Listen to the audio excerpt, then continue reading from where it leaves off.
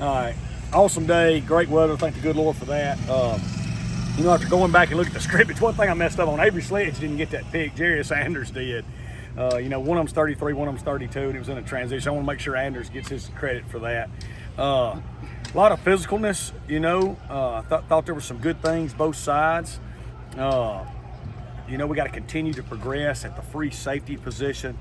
Sabatini's a really good player, but he's coming off a knee injury and he's still getting used to that. Quez McNeil got cleared full go today, back from his injury last year, so that's good. And Cam Knox got to continue to develop.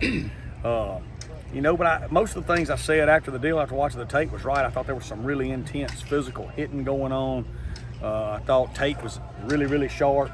I thought Ethan, there were some opportunities. He was going to make some big runs if he'd have been live. And I thought it was good back and forth. Just like I said, what I said was pretty dead on after watching the tape. Offense started fast, defense countered. Offense scored, defense had their best high red zone day of camp. And then, we finished at the end with goal line and one more drive. And got good work today on our punt units and punt return, specifically working punt block today. And we'll go hard again tomorrow. Tomorrow's a full pad day. We'll go live, as Dima likes to say, to the ground, and it'll be a good physical day again.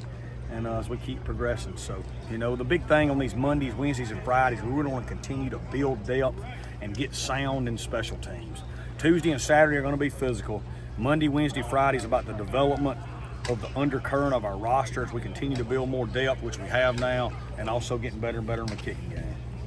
Safe to say that this offense creates a ton of just high violations for defense. Huge. And that's what football's become, and Coach Long's done a great job of staying on the cutting edge of that. I tell you what, man, I think Coach Big Nail's done a heck of a job of going against it. He says it all the time, we'll be ready for anything now after going against this. I think that's a huge advantage for our safeties. And but Clay's teaching progression with our safeties is so good. We're getting better and better. And Chip puts you in a bind, with your eyes. How have some of the new defensive ends you got in the transfer portal, like Khalid Moore, Caleb Bryant, how have those guys kind of come along since getting there? Yeah, well, the first thing is they're becoming us, and I appreciate that. And we knew they would fast. Khalid's from Poplarville, man. His mom's a coach. They're just great people. Played for Jay Beach, who's one of the best coaches in this state. Ryan's from Starkville, Mississippi. Starkville, Mississippi kids do great here. So many of them have done so well. Caleb Bryant's from Vicksburg, young kid that's learning every day how we do it. They're so talented, and they've got bright futures. I don't want to leave any of them out, but Jameer Lewis is a new one from Macomb, but he's a junior. But all of them, man. Jalen Owens from Oak Grove, he's going to be a great defensive end. He's young and getting better every day. So I really like the underbelly of our D-line unit. Obviously, I love the older guys, but like these older guys, when they leave, we feel like we've got a great roster here of highly recruited kids that have been in our system that are going to be able to take over and keep this thing going.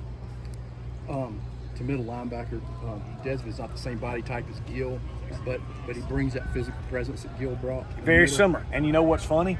Dalen Gill's from Louisville, Mississippi, and Desmond Baker's granddaddy was my PE coach, Louisville, Mississippi. His daddy went to Louisville High School and all them great teams under Mike Justice. So, that Louisville. Now Des went to Clinton and played for Juz Boswell, who's from Louisville, Mississippi.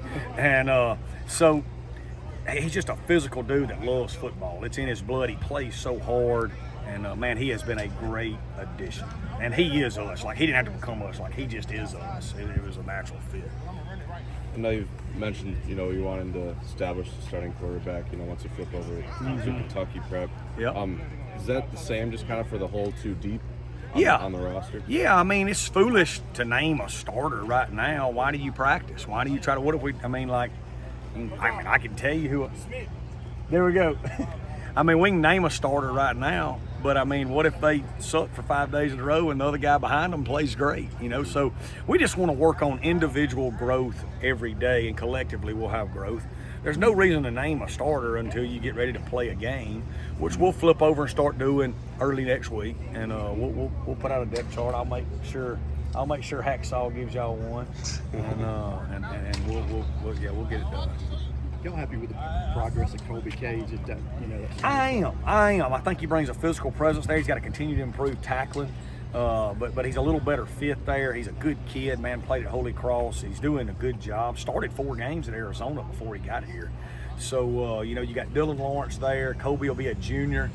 And then we brought in some Miles Jones, a redshirt freshman, and Dante Kelly's a redshirt freshman. 2 young guys that are long, really doing really good in the kicking game. So I feel good about that spot, not just this year, but also in the future too, the way we've got guys in-house that are going to be good players. Appreciate you, Coach. Appreciate